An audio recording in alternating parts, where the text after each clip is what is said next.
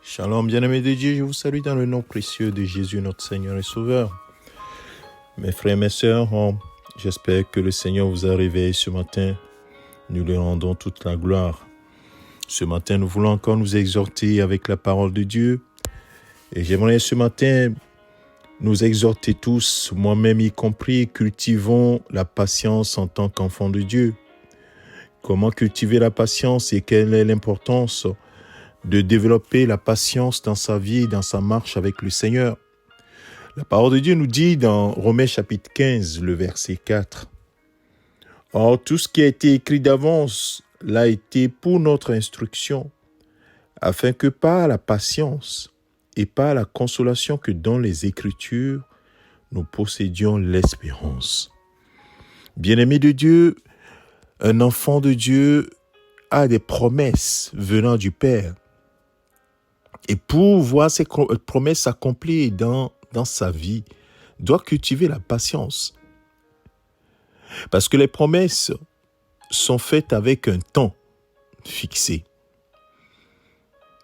Alors mon frère, ma sœur, la précipitation va conduire à autre chose que l'accomplissement de la promesse de Dieu. Et parfois les conséquences sont très difficiles à gérer. Dieu veut de ses enfants la patience. Moïse lui-même, lorsqu'il a été appelé, bien sûr, Dieu l'a choisi très longtemps dès sa naissance. À 40 ans, il s'est précipité. Mais ce n'était pas le temps de Dieu. 40 autres années plus tard, le Seigneur l'appelle à la mission de pouvoir délivrer le peuple d'Israël de l'Égypte. Et Dieu donne le témoignage de Moïse en disant que c'était un homme très patient. Un homme patient plus que tous les hommes sur la terre. Quel témoignage extraordinaire de cet homme. Bien-aimé de Dieu, la patience doit être cultivée. La patience doit être cultivée. Et tout à l'heure, je vous dis que les promesses de Dieu ont un temps fixé. Et nous connaissons la fameuse prophétie de Habakkuk, Habakkuk chapitre 2, le verset 3, qui dit, car c'est une prophétie dont le temps est déjà fixé.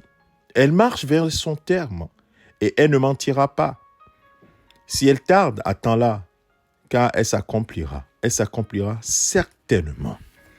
L'apôtre Paul dit que la patience et la consolation que dans les Écritures nous permettent de persévérer, de posséder la persévérance. Les deux sont liés. Et les deux sont liés à la foi. La foi, c'est l'attente.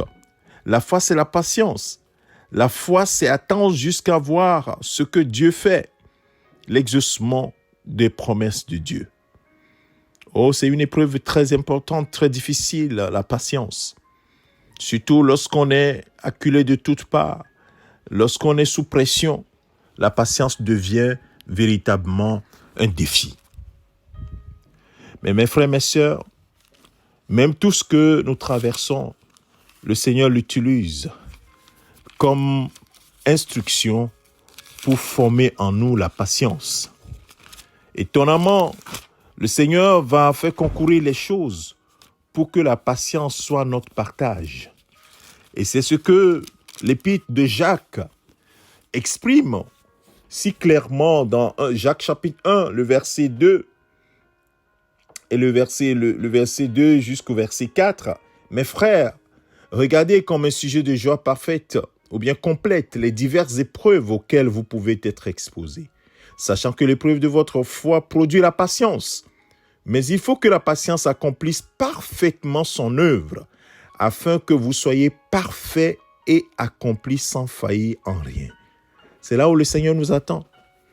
Que nous soyons parfaits et accomplis sans faillir en rien. Pour cela, il va faire concourir toutes choses pour que nous soyons patients. Bien-aimés, les épreuves que nous traversons, ce n'est pas pour nous nuire. Si le Seigneur permet l'épreuve, c'est pour créer en toi la patience. Et la patience, la persévérance. Persévérance dans la foi. Nous allons prier. Éternel Dieu de gloire, nous voulons ce matin te dire merci pour cette parole que tu nous donnes. Tu connais l'état de notre cœur, notre impatience en tant qu'homme, en tant que femme. Oui, Seigneur, nous attendons et nous n'arrivons pas à attendre trop longtemps.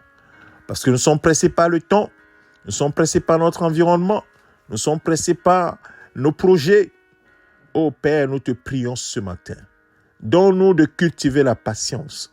Saint-Esprit, l'un de tes fruits, c'est la patience. Aide-nous à développer la patience et à persévérer en nous appuyant sur ce que tu as déjà accompli, Père. Tu promets et tu exécutes. Tu promets et tu accomplis. Tu as promis à Abraham, tu as dit des choses, révélé des choses à Abraham. Et 400 ans plus tard, des années plus tard, des siècles plus tard, oui, ces choses se sont accomplies exactement. Tu as dit par Ésaïe que la Vierge tombera enceinte et donnera naissance à un fils. Et cela s'est accompli des siècles après. Tu es fidèle, tu veilles sur ta parole pour l'accomplir. Seigneur, aide-nous à t'attendre patiemment. Aide-nous à espérer en toi et surtout à persévérer dans la foi en toi. Que ce que tu as dit, tu l'accompliras et que tes promesses sont oui et amen. Père, que ta paix soit dans nos cœurs. Garde nos cœurs et nos pensées attachées à Christ durant le moment d'attente.